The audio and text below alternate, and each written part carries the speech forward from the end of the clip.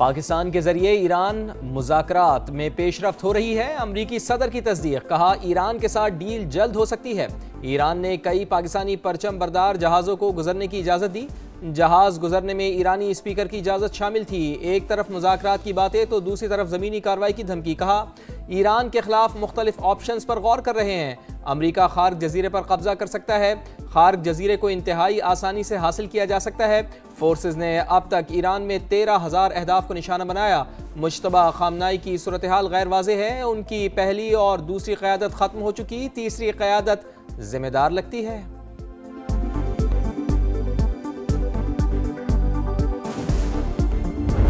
I briefed the visiting brother foreign ministers on the prospects of potential US-Iran talks in Islamabad. The visiting foreign ministers expressed their fullest support to this initiative. Pakistan is very happy that both Iran and the US have expressed their confidence in Pakistan to facilitate the talks. Pakistan will be honored to host and facilitate meaningful talks between the two sides in coming days. Pakistan ثالث، ایران اور امریکہ کا اعتماد کا اظہار۔ اسلام آباد جلد مذاکرات کی میزبانی کے لیے تیار۔ سعودی عرب، ترکی اور مصر کا بھی مکمل حمایت کا اعلان۔ اسحاق ڈار کی 4 ملکی وزرائے خارجہ اجلاس کے بعد بریفنگ، کہا سفارتکاری ہی واحد مؤثر راستہ ہے۔ اسلام آباد میں 4 اہم مسلم ممالک کی مشاورتی بیٹھک۔ خطے میں امن کے لیے پاکستان کے قائدانہ کردار کی دنیا معترف۔ نائب وزیر اعظم بولے چین بھی پاکستان کے تعمیری کردار کی بھرپور حمایت کرتا ہے۔ موجودہ صورتحال میں مسلم امہ کا اتحاد مزید اہمیت اختیار کر گیا۔ کشیدگی کسی کے مفاد میں نہیں، خطے میں امن کے لیے پرعزم ہے۔ UN چارٹر کے تحت تمام ممالک کی خود مختاری اور سلامتی کا احترام کیا جانا چاہیے۔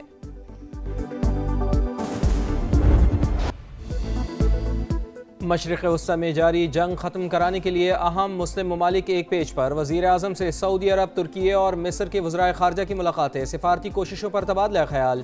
فیصل بن فرحان سے ملاقات میں وزیر اعظم کا سعودی عرب کی مکمل حمایت کا عزم، کشیدگی کے خاتمے کے لیے اجتماعی کاوشیں ناگزیر قرار، کہا پاکستان، ایران، امریکہ مذاکرات کے لیے مثبت کردار ادا کرتا رہے گا۔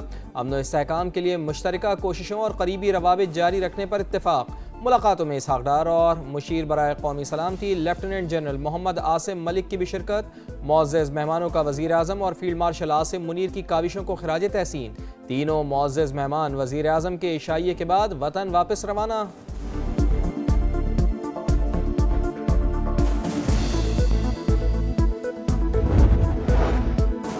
ترک، سعودی اور مصری وزرائے خارجہ سے ملاقات کر کے خوشی ہوئی۔ وزیر اعظم کا ایکس پر پیغام، کہا ملاقات میں کشیدگی روکنے کے لیے مشترکہ کوششوں پر زور دیا۔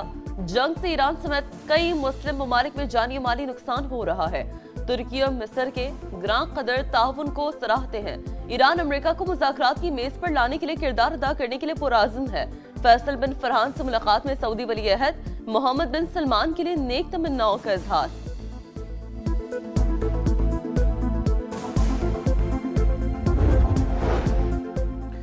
نائب وزیر اعظم اسحاق ڈار سے سعودی وزیر خارجہ شہزادہ فیصل بن فرحان کی ملاقات، دو طرفہ تعلقات، علاقائی صورتحال اور خطے کے چیلنجز پر بات چیت، باہمی روابط اور تعاون جاری رکھنے پر اتفاق۔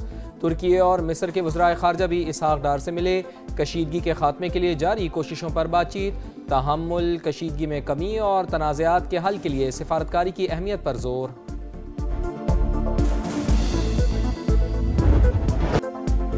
امریکہ اور اسرائیل کے ایران پر حملے جاری۔ مہر آباد ہوائی اڈے پر شدید بمباری۔ تہران کے جنوبی علاقے میں بھی فضائی حملے۔ تبریز میں پیٹرول کیمیائی پیداوار کی یونٹ پر بم برسائے گئے۔ عالمی توانائی ایجنسی کی خنداب پلانٹ پر حملوں کی تصدیق، واضح کیا کہ شدید نقصان کے باعث پلانٹ آپریشنل نہیں رہا۔ خنداب پلانٹ کو 27 مارچ کو نشانہ بنایا گیا تھا۔ اسرائیل کی لبنان میں وحشیانہ بمباری جاری۔ UN امن دستوں کے ہیڈ کوارٹر پر بھی حملے، ایک اہلکار جاں بحق، متعدد زخمی۔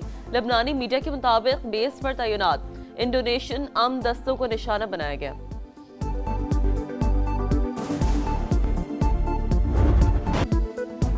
ایران کا جوابی وار تل ابیب پر حملے، اسرائیلی پارلیمنٹ کا اجلاس روک دیا گیا۔ کویت کے پاور اور واٹر پلانٹ پر ڈرون حملہ، کویتی حکام کے مطابق حملے میں ایک بھارتی شہری مارا گیا، تنصیبات کو بھی نقصان پہنچا۔ بغداد میں امریکی سفارتی مرکز پر حملہ، وکٹوریا ایئر بیس میں آگ بھڑک اٹھی۔ سعودی عرب کا 5 بیلسٹک میزائل گرانے کا دعویٰ، حزب اللہ اور یمنی حوثیوں کی بھی صہیونی ریاست پر یلغار۔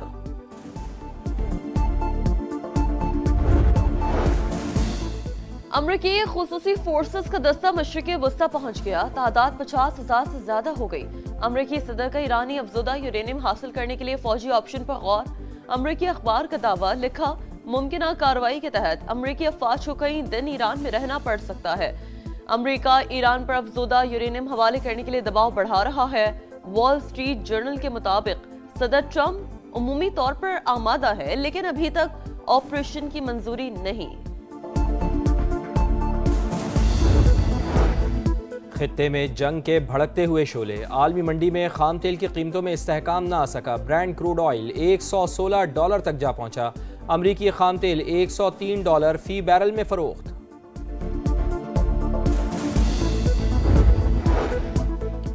امریکہ کھلے عام مذاکرات کی بات کرتا ہے اور خفیہ طور پر زمینی حملے کی منصوبہ بندی کر رہا ہے۔ ایرانی اسپیکر کا دعویٰ، واضح کیا کہ ایرانی فوج امریکی زمینی فوج کا سامنا کرنے کے لیے تیار ہے۔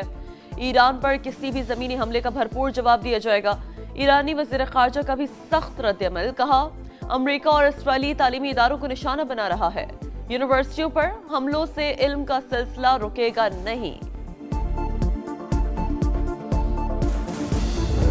پاکستان ایک بااعتماد ثالث کے طور پر سامنے آ رہا ہے۔ اب ون ون سچویشن یہ ہے کہ نیوکلیر کے اوپر ڈیل ہو جائے، 2 چیزیں امریکہ کو مل سکتی ہیں ریئلسٹیکلی، اور 2 چیزیں ایران کو مل سکتی ہیں۔ 8 مہینے ایران اس جنگ کی تیاری کرتا رہا۔ یہ فوجیں اتارنے والی جو بات ہے نا، یہ وہ ایک بڑی اور سنگین غلطی امریکہ ایران میں نہ کر دے۔ یہاں سے پیسہ باہر جانا شروع ہو گیا ہے تو حکومت کی نااہلی ہے۔ $10 قیمت پاکستان میں بڑھتی ہے تو $250 ملین ماہانہ کا ہمیں ایکسٹرا دینا پڑتا ہے۔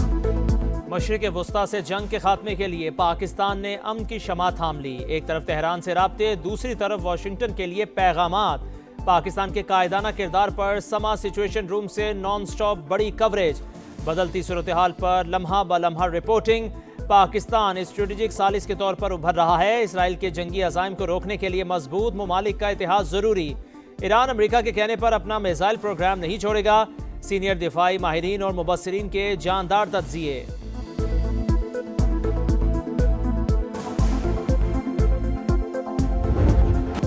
قوم کو جنگ کے براہ راست اثرات سے بچانا ترجیح۔ گزشتہ 3 ہفتے میں عوام کو ہر ممکن ریلیف فراہم کیا۔ ترقیاتی بجٹ سمیت دیگر منصوبوں سے کٹوتی کی گئی۔ وزیر اعظم کا اجلاس سے خطاب۔ ایندھن کی بچت اور کفایت شعاری اقدامات کا جائزہ۔ مکمل نفاذ یقینی بنانے کی ہدایت۔ کا ملک میں پیٹرولیم مصنوعات اور دیگر اشیاء ضروریہ کی مناسب مقدار موجود۔ عوام بجٹ مہم میں حکومت کا ساتھ دیں۔ دفاتر اور کام کی جگہوں پر ٹیلی کانفرنسنگ کو ترجیح دی جائے۔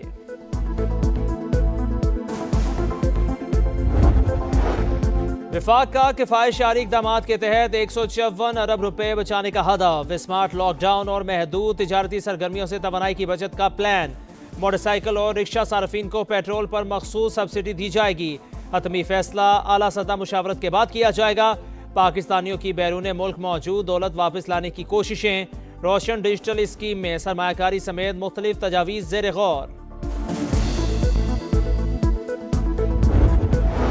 پی آئی اے کا برطانیہ کے لیے براہ راست فلائٹ آپریشن بحال۔ 6 سال بعد پہلی پرواز اسلام آباد سے لندن پہنچ گئی۔ ہیتھرو ایئرپورٹ پر مسافروں کا استقبال۔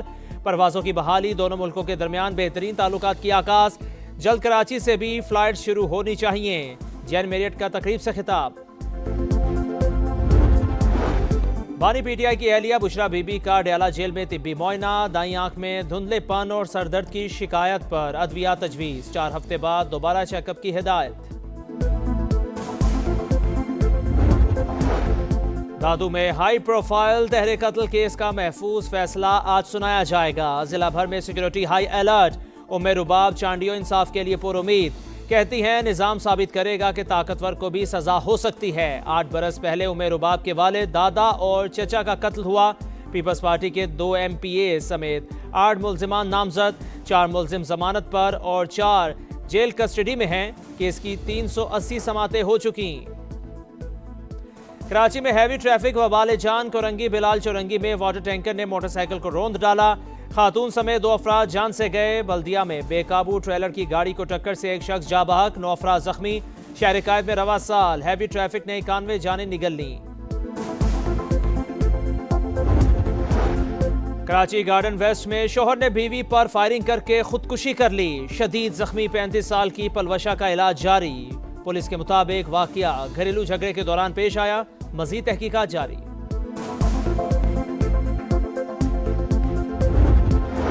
खैबर पख्तूनख्वा बलोचिस्तान में तूफानी बारिशें, बनू में घर की छत और बरामदा गिरने 6 अफराद जा भाग, 34 जख्मी। कोलू में नशेबी इलाके ज़ेरे-आब, लाहौर में भी छत गिरने से 2 भाई जान से गए। अगले 24 घंटे के दौरान मजीद बारिश की पेशगोई।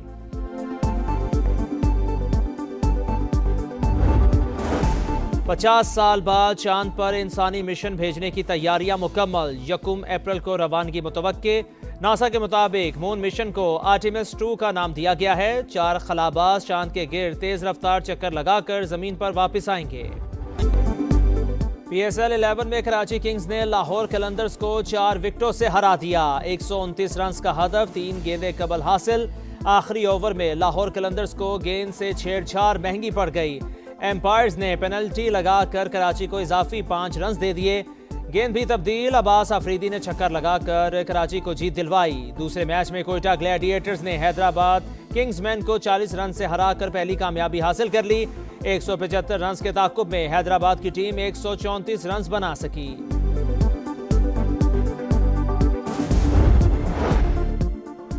लाहौर कलंदर्स की गेंद से छेड़छाड़, फखर जमान पर ज़ाब्ता अखलाक के खिलाफ वर्जी का इल्ज़ाम आयद। फखर जमान की तरदीद। हसन अली पर ज़ाब्ता अखलाक के खिलाफ वर्जी पर मैच फीस का 10% जुर्माना आयद। समात का एलामिया जारी।